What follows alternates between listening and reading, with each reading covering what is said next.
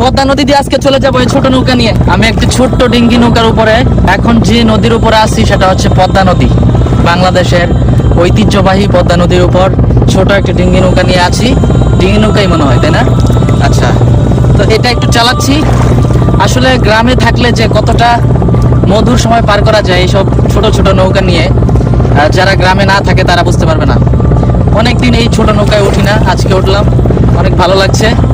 এটা চালাবো একটু, মানে আমি তো ওখান থেকে আসলাম এখানে, আলহামদুলিল্লাহ অনেক ভালো লাগছে। আর বিশেষ করে নদীর মধ্যে এই ছোট নৌকা চালানো কিন্তু অনেক মজার। যারা আপনারা চালান বা যারা এটা উঠেন তারাই হয়তো বুঝতে পারেন। তাহলে আমি একটু এখান থেকে একটু ঘুরে আসি।